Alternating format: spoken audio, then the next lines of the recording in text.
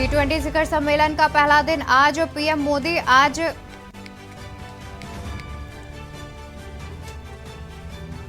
नेताओं संग करेंगे बैठक।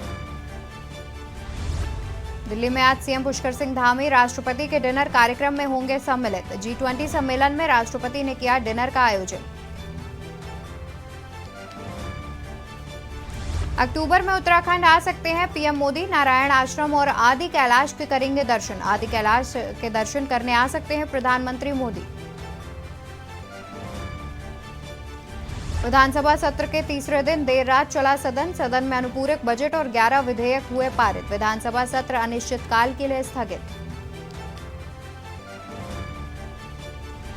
नई दिल्ली के प्रगति मैदान में आयोजित G20 क्राफ्ट बाजार प्रदर्शनी में छाए उत्तराखंड के उत्पाद। बिच्छू घास की जैकेट बनी आकर्षण का केंद्र। फिर बिगड़ा मौसम का मिजाज। दून समेत 4 जिलों में मौसम विज्ञान केंद्र ने किया बारिश का येलो अलर्ट जारी। अधिकतर जिलों में हल्की बारिश होने की संभावना। आप देख रहे हैं के न्यूज, खबरों का सारथी। नमस्कार, मैं हूं आपके साथ अवंतिका अवस्थी। रुक करेंगे उत्तराखंड खबरों का। खबर कोटद्वार से है, जहां वन विभाग में संविदा पर तैनात कर्मियों की नौकरी पर गहरा रहे हैं संकट। पिछले कई माह से वेतन नहीं मिलने से नाराज वन कर्मियों ने आंदोलन का बिगुल फूंक दिया है।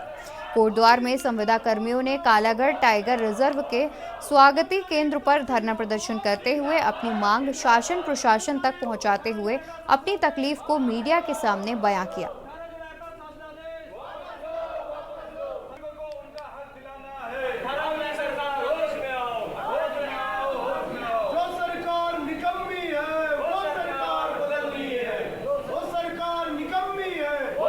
हम लोग युवा पीढ़ी अभी हम लोग इतनी कोशिश करते हैं, हम लोग तैयारियां करते हैं, वो भी हमारा नहीं हो पाता है। और आखिर में क्या है कि अभी हम लोग 8-10 हज़ार की नौकरी अगर हम लोग कर भी रहे हैं, है ना, अपना घर परिवार चलाने के लिए हम लोग कर भी रहे हैं, हमारा चूल्हा चौका उससे जल रहा है, हम लोग वो कर भी रहे हैं, वो भी हमें समय पर वेतन नहीं दिया जा रहा है, जिससे कि हम लोगों को बहुत ही ज़्यादा मुसीबत का सामना करना पड़ रहा है। और हमारे और भी जो भाई बंद हैं, जो कि हमसे बहुत ज़्यादा उम्रदार हैं, जो कि अपने 25-30 वर्ष इस जंगल में दे चुके हैं, जो कि इस वन संरक्षण में, वन विभाग में दे चुके हैं, उन लोगों का सोचो, उन लोगों का क्या हाल होगा। वो लोग तो कहीं के भी नहीं रह गए, है ना। उन लक्सर से है, जहां उत्तर प्रदेश के हापुड़ में पुलिस द्वारा अधिवक्ताओं पर हुए लाठीचार्ज और उत्तराखंड के काशीपुर और देहरादून में अधिवक्ताओं से बदसलूकी की घटना का विरोध करते हुए द सिविल बार एसोसिएशन के पदाधिकारी ने उत्तराखंड बार काउंसिल के आह्वान तहसील मुख्यालय गेट पर पहुंचकर जमकर नारेबाजी कर प्रदर्शन किया। अधिवक्ताओं ने घटना के आरोपियों के खिलाफ तत्काल कड़ी से कड़ी कार्रवाई और गिरफ्तारी की मांग की। इस दौरान अधिवक्ताओं ने तहसील मुख्यालय पर पूरी तरह कामकाज ठप रखा।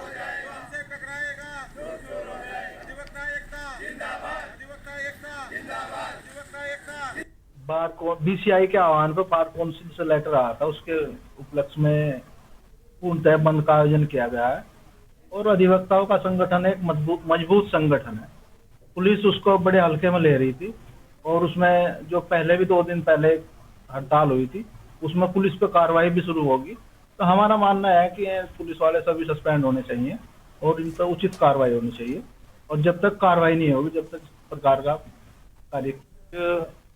हमारी बार काउंसिल द्वारा आह्वान किया गया था, हापुड़ में जो घटना घटी है उसके विरोध में दर्शाते हुए कि आज पूरे भारतवर्ष की जो बार काउंसिल है, प्रदेश तरह अलग अलग तरीके से पूरे प्रदेश में जो अधिवक्ता लोग अपने अपने कार्य से विरत रहेंगे, तो उसको ध्यान में रखते हम लोगों ने लक्सर में भी सिविल बार की तरफ से पूर्ण रूपेण बंद करने का निर्णय लिया है।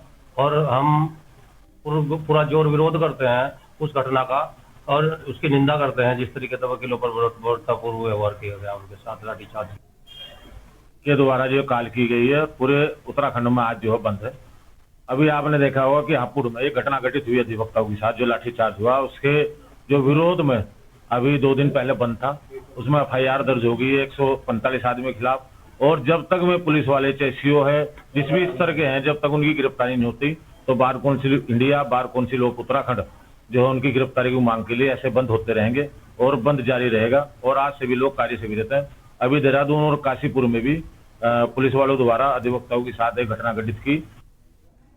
खबर देहरादून से है, जहां जिलाधिकारी देहरादून डॉक्टर सोनिका ने ऋषिपर्णा सभागार में ब्लड बैंक संचालकों और लैब संचालकों के साथ बैठक की। इस दौरान उन्होंने जरूरी दिशा निर्देश दिए। जिलाधिकारी ने देहरादून जिले में स्थित सभी ब्लड बैंकों को खून की उपलब्धता की सूची सार्वजनिक तौर पर चस्पा करने के साथ ही उन्हें रक्तदाता का विवरण अपडेट रखने के निर्देश दिए हैं। डीएम ने चेतावनी दी है कि अगर किसी भी तरह की अनियमितता सामने आती है तो तय नियमों के तहत कड़ी कार्रवाई की जाएगी। वहीं डीएम ने ब्लड बैंक संचालकों को सख्त हिदायत दी कि वह इस मुश्किल वक्त में जिम्मेदारी से काम करें।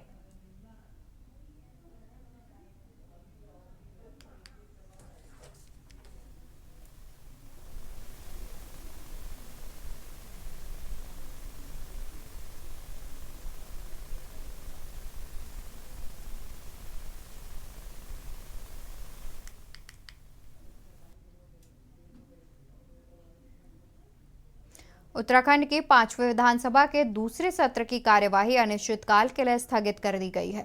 देर रात तक चली सदन की कार्यवाही में विपक्ष ने तमाम मुद्दों को लेकर सदन में सरकार को घेरा। वहीं मानसून सत्र के तीसरे दिन सरकार ने 11,321 करोड़ का अनुपूरक बजट समेत 12 विधेयक सदन से पारित कराए।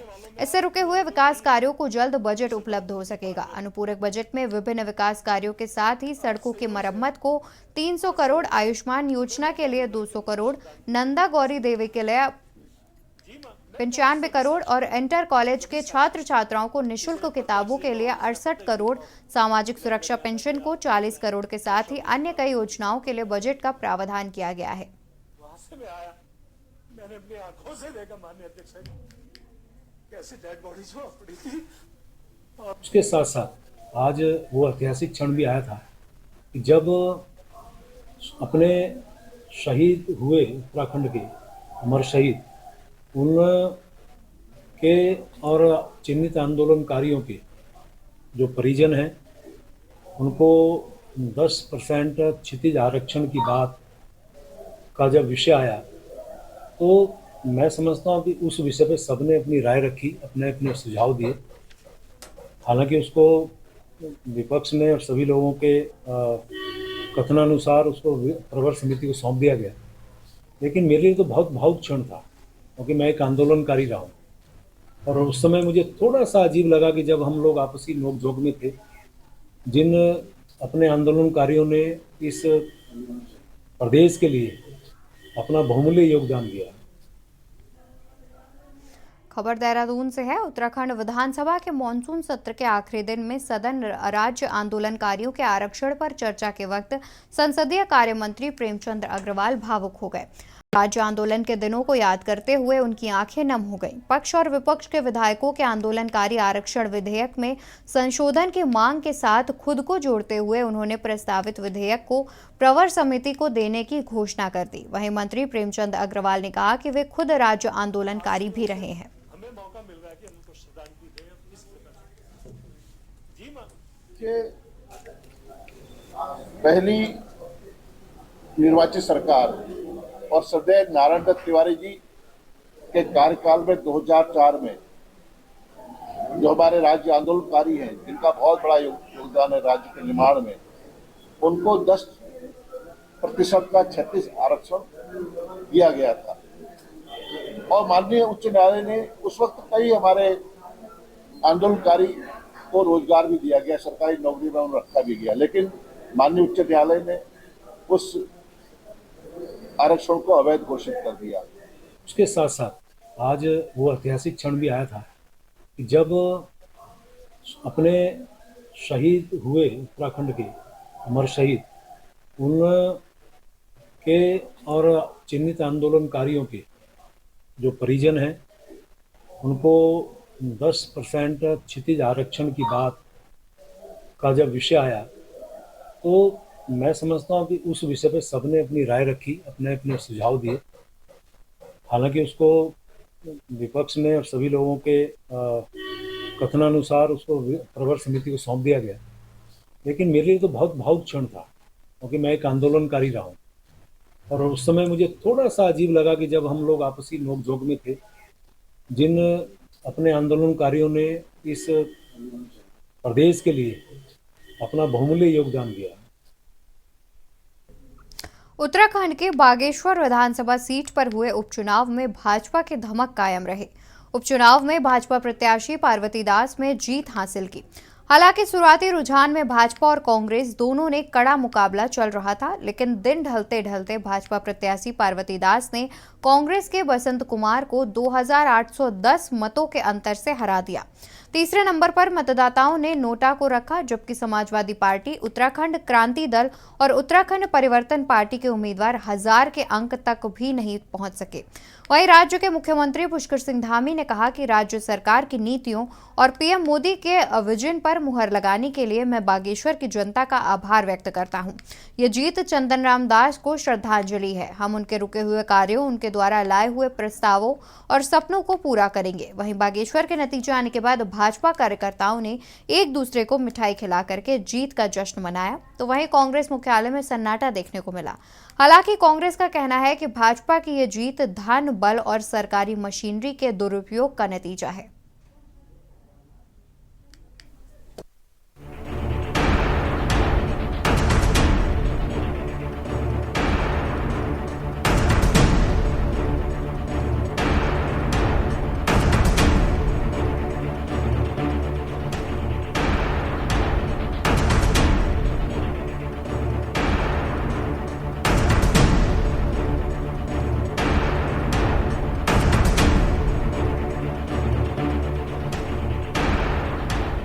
उत्तराखंड की बागेश्वर विधानसभा सीट पर हुए उपचुनाव में भाजपा की धमक कायम रही। उपचुनाव में भाजपा प्रत्याशी पार्वती दास ने जीत हासिल की। हालांकि शुरुआती रुझान में भाजपा और कांग्रेस दोनों में कड़ा मुकाबला चल रहा था, लेकिन दिन ढलते ढलते भाजपा प्रत्याशी पार्वती दास ने कांग्रेस के बसंत कुमार को 2810 मतों के अंतर से हरा दिया। तीसरे नंबर पर मतदाताओं ने नोटा को रखा, जबकि समाजवादी पार्टी, उत्तराखंड क्रांति दल और उत्तराखंड परिवर्तन पार्टी के उम्मीदवार 1000 अंक तक भी नहीं पहुंच सके। वहीं राज्य के मुख्यमंत्री पुष्कर सिंह धामी ने कहा कि राज्य सरकार की नीतियों और पीएम मोदी के विजन पर मुहर लगाने के लिए मैं बागेश्वर की जनता का आभार व्यक्त करता हूं। यह जीत चंदन राम दास को श्रद्धांजलि है। हम उनके रुके हुए कार्यों, उनके द्वारा लाए हुए प्रस्तावों और सपनों को पूरा करेंगे। मैं आभार व्यक्त करना चाहता हूं बागेश्वर के मतदाताओं का, बड़े बुजुर्गों का, हमारी मातृशक्ति का, विशेष रूप से नौजवानों का, कि उन्होंने राज्य सरकार की नीतियों पर और हमारे प्रधानमंत्री आदरणीय मोदी जी के विजन पर, उत्तराखंड के लिए जो काम कर रहे हैं, देश के लिए जो काम कर रहे हैं, उन सभी पर वहाँ की जनता ने मोहर लगाई।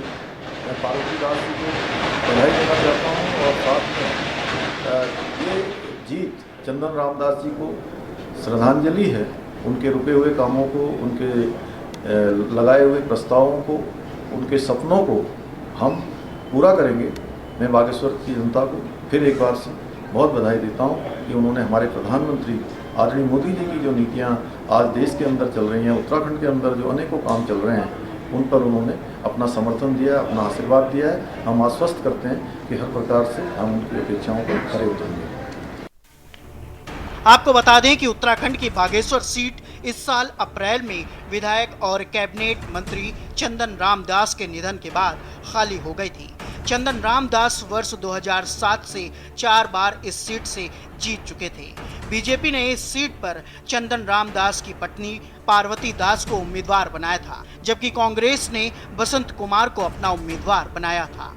बसंत कुमार पिछले विधानसभा चुनाव में आम आदमी पार्टी के टिकट पर चुनाव लड़े थे। वहीं इस बार हुए उपचुनाव में भाजपा प्रत्याशी पार्वती दास को 32,192 व कांग्रेस प्रत्याशी बसंत कुमार को 29,382 व यूकेडी प्रत्याशी अर्जुन देव को 840, साथ ही सपा प्रत्याशी भगवती प्रसाद को 619, यूपीपी प्रत्याशी भागवत कोहली को 263, जबकि नोटा में 1,214 वोट पड़े हैं। वहीं बागेश्वर के नतीजे आने के बाद भाजपा कार्यकर्ताओं ने एक दूसरे को मिठाई खिलाकर जीत का जश्न मनाया, तो वहीं कांग्रेस मुख्यालय में सन्नाटा देखने को मिला। वहीं कांग्रेस का कहना है कि भाजपा ये जीत धन, बल और सरकारी मशीनरी के दुरुपयोग का नतीजा है। देखिए, बागेश्वर की महान जनता का हम आभार व्यक्त करते हैं। और जिस तरह से धन बल का, सरकारी मशीनरी का, चुनाव आचार संहिता का भाजपा ने धज्जियां उड़ाई और सत्ता बल धन बल का इस्तेमाल किया, यह उनकी जीत नहीं है। निश्चित रूप से उन्होंने लोकतंत्र की हत्या की है। जनता ने विकास के पक्ष में मतदान किया है। चंदन राम दास जी द्वारा किए गए कार्य, माननीय पुष्कर धामी जी द्वारा जो वहाँ घोषणाएं की गई, जो धरातल में जो काम किए गए, अब प्रधानमंत्री मोदी जी के प्रति बागेश्वर जनता का विश्वास है और मैं वहाँ की संपूर्ण जनता को बधाई देता हूँ, अपने कार्यकर्ताओं का आभार व्यक्त करता हूँ कि आपने रात दिन मेहनत के बाद एक अच्छे मार्जिन से हमने इस सीट को जीता है। और मुख्यमंत्री मैं कहूँगा, जिस प्रकार से कांग्रेस ने धन बल का और इस सीट को जीतने का जो कुचेष्टा उनके द्वारा की गई, जनता ने उसको नकार दिया। विकास को ही बागेश्वर जनता ने वोट किया। कुल मिलाकर 2024 में होने वाले लोकसभा चुनाव से पहले बागेश्वर का उपचुनाव बेहद ही महत्वपूर्ण था, लेकिन इस चुनाव के नतीजे ने कांग्रेस को एक बार फिर से निराश किया। सवाल यह है कि बागेश्वर चुनाव का नतीजा क्या धामी सरकार की नीतियों और पीएम मोदी के विजन की जीत है? Uttarakhand desk report.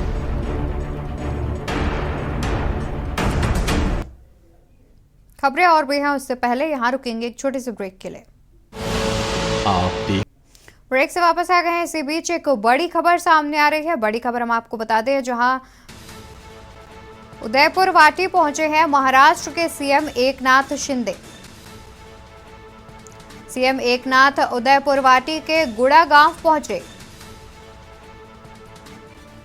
उदयपुर वाटी पहुंचे महाराष्ट्र के सीएम एकनाथ शिंदे। बता दें कि उदयपुर वाटी बीजेपी के लिए बजी खतरे की घंटी। उदयपुर वाटी पहुंचे महाराष्ट्र के सीएम एकनाथ शिंदे।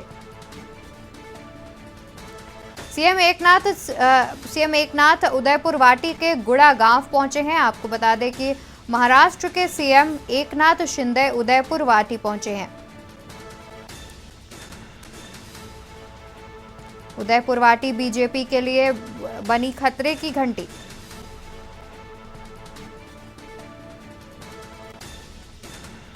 बता दें कि सीएम एकनाथ उदयपुर वाटी के गुड़ा गांव पहुंचे हैं। बता दें कि महाराष्ट्र के सीएम एकनाथ शिंदे उदयपुर वाटी पहुंचे हैं। उदयपुर वाटी पहुंचे हैं महाराष्ट्र के सीएम एकनाथ शिंदे।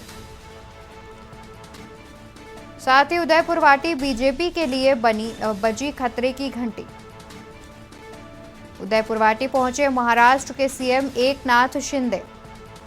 सीएम एकनाथ उदयपुर वाटी के गुड़ा गांव पहुंचे। उत्तराखंड खबरों में रामनगर से बात करते हैं, जहां जबा कोतवाली क्षेत्र के अंतर्गत पिरुमदारा क्षेत्र में रेल की पटरी के किनारे एक अज्ञात युवक का शव मिलने से इलाके में हड़कंप मच गया। घटना के संबंध में जानकारी देते हुए कोतवाल अरुण कुमार सैनी ने बताया कि उक्त क्षेत्र में शव पड़े होने की सूचना पर मौके पर पुलिस पहुंची थी। शव को कब्जे में लेने के साथ ही उसकी शिनाख्त के प्रयास लगाए गए, लेकिन शव की शिनाख्त नहीं हो पाई। उन्होंने बताया कि शव 2 से 3 दिन पुराना है। शव को शिनाख्त के लिए सरकारी अस्पताल की मोर्चरी में रखा गया है। इसके साथ ही पुलिस मामले की जाँच में जुटी हुई है।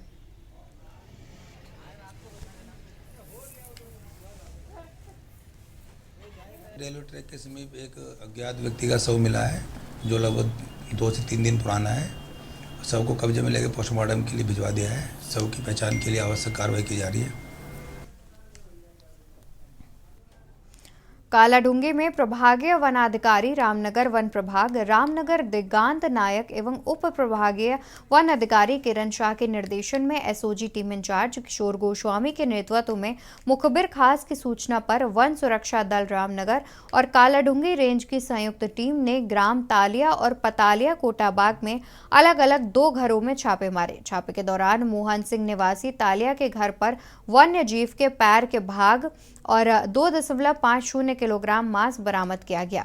मोहन सिंह और उसके पुत्र मनीष रावत की निशानदेही पर गांव पतालिया के निवासी प्रताप राम के घर पर छापे के दौरान करीब 4.5 किलोग्राम वन्य जीव सांभर का मांस और शिकार में प्रयुक्त एक नली बंदूक बरामद की गई है। तत्पश्चात तीनों अभियुक्तों मोहन सिंह, उसके पुत्र मनीष और प्रताप राम को टीम द्वारा गिरफ्तार कर लिया गया। सभी अभियुक्तों को इनके बयानों और अवैध शिकार में प्रयुक्त सामग्री के आधार पर न्यायिक अभिरक्षा में भेजने की कार्रवाई की गई।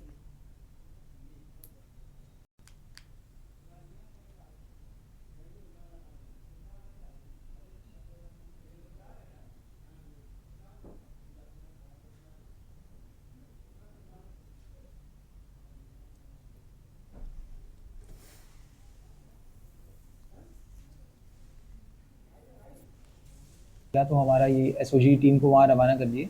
तो इन्होंने वहाँ तलिया गांव में जाके एक आदमी को पकड़ा जिसके घर में सांबार के बॉडी पार्ट्स थे और सांबार के मीट भी थे।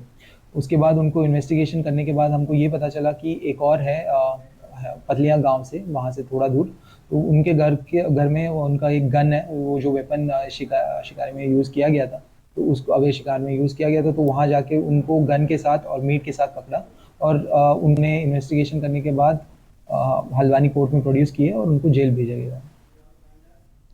उत्तराखंड खबरों में मेरे साथ फिलहाल इतना ही। आप देखते रहिए के न्यूज़ इंडिया। आप देख रहे हैं के न्यूज़, खबरों का सारथी।